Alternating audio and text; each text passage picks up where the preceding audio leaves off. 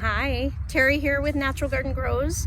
Just wanted to talk to you a little bit about a perennial onion called Egyptian walking onion. Sorry for the traffic.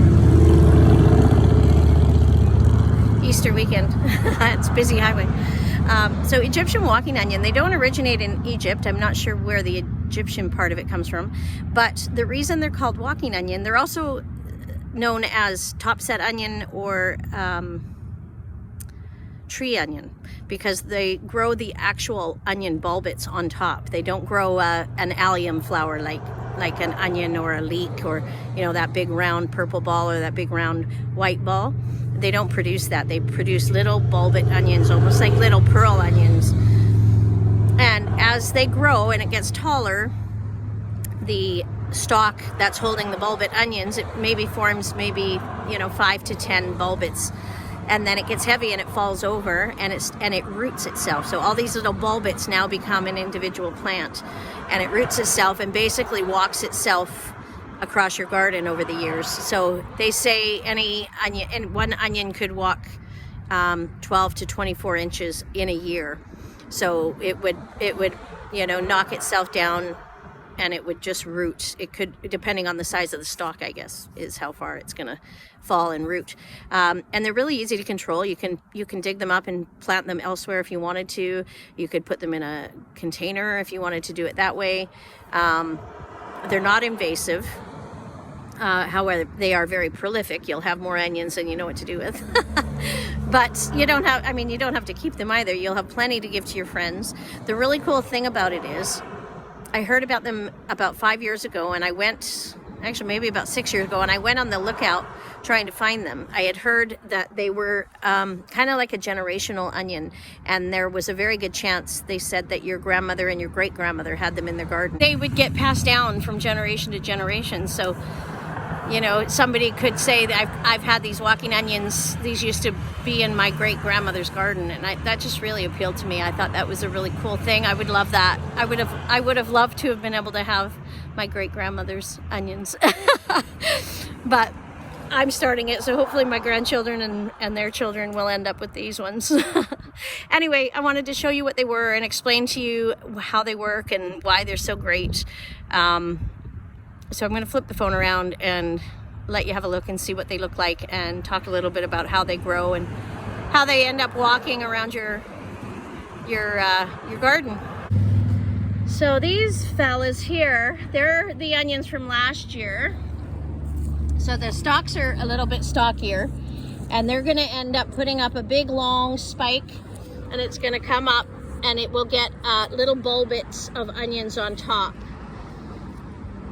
And it will get so heavy that the stalk will fall over like this. It'll just fall down like this, and the bulbets at the end of the stalk will root themselves here, and you can separate them. As you can see, this one was dropped from them last year.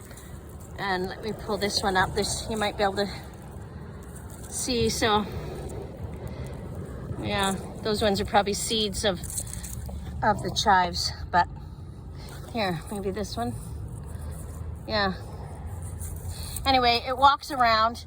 It doesn't walk around in the same year. It will drop itself down like this one did, and it'll root into the ground. And then next year, this little fella right here will be as big and thick as these guys. And then it will put up a stalk this year. And it will fold and it will walk. Then it will walk over here. They say it walks about 12 to 24 inches each year. So depending on how tall the stalks get, that's how far it's going to fall and land. It doesn't walk in the same year. It's not like it's walking all over your garden in 1 year. It certainly doesn't. It falls and it places itself here, and it roots and it grows, and then the following year it grows up and it walks over here, and then it walks over here. So over the years you will have onions in different places throughout your garden. So now those big guys over here, you can eat them as green onions. These are kind of like a Welsh onion or a bunching onion flavor. And then you know, in the fall, these down here will turn into almost like shallot onions, and you can eat those. They're generally meant to be eaten within the first or second year. After that, they get a bit woody and tough. And then the little bulbit onions that grow on top, they're almost like a pearl onion, and you can plant them, you can eat them, you can maybe pickle them, right? You can use them for many different things. You can dry them and just chop them up if you just need a small amount of onion. I don't know about you, but I hate buying a ginormous onion from the grocery store and then I have to put half of it in the fridge because I don't need to use that much onion. But so this is kind of nice to have these little small guys. So this here is actually a cluster that was on the top of one of the onions. It was just a small one, and you can see they were all joined together, and they fell together, and I didn't separate them, and they just rooted just like that. So you just stick them in the ground, and they'll grow, and they'll do their thing and walk around our onion or around our garden. So we have lots of them down here at Natural Garden Grows farm stand. If you want to come down and have a look. So many. And obviously so many more in the garden.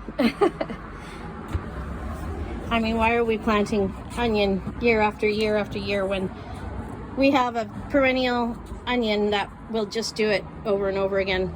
There's one of many, this is one of many perennial type onions.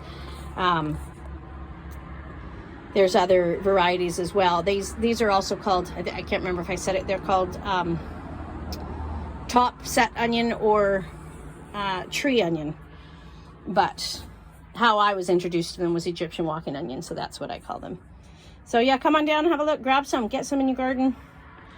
If you have a food forest, put them in your food forest. Perennial vegetables. Save yourself some work. See you soon.